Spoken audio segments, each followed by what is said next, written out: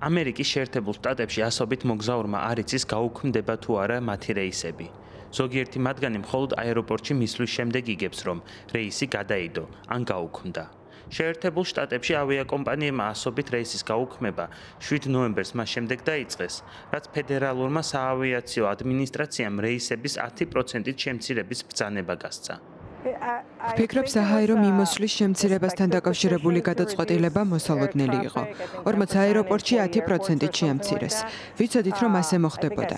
ჩვენთვის მგზავრებისთვის ეს დისკომფორტს ქმნის, თუმცა პრობლემა უფრო მეტად იმ ადამიანებს ექმნებათ, რომელთაც მუშაობაში ხელი ეშლებათ, ან რომლებიც დღეს ხელფასს ვერ იღებენ. ახლა ჩემი მთავარი საზრუნავი ის არის, რომ ხალხმა სამსახურში დაბრუნება შეძლოს. ეს უნდა გამოსწორდეს. ახლა ბევრ უდანაშაულო ადამიანს აზიანებენ. ფლორიდაში დაბრუნებაზე ჯერ არ ვნერვიულობ, მაგრამ 10 დღეში შეიძლება სახლში დაბრუნებაზე ვიტარდო. ფედერალური საავიაციო ადმინისტრაციის ბრძანებით, უსაფრთხოების მიზნით ყველაზე დატვირთულ აეროპორტებში მიმოსვლა უნდა შემცირდეს. გადაწყვეტილება კი შეერთებული შტატების მთავრობის მუშაობის შეწყვეტას უკავშირდება.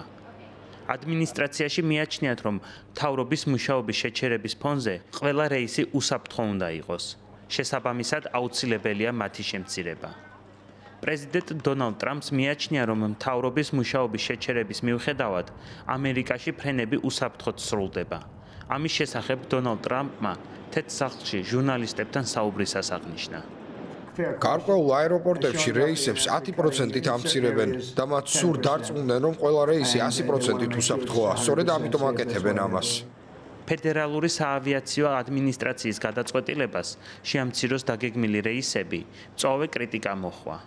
ჩიკაგოს მერი ბრენდონ ჯონსონი გადაწყვეტილებას გმობს და პრეზიდენტ დონალდ ტრამპის ადმინისტრაციის პოლიტიკას აკრიტიკებს. ეს შემაშფოთებელია, განსაკუთრებით ახლა, როდესაც ჩვენმა აეროპორტებმა რეკორდები დაამყარეს.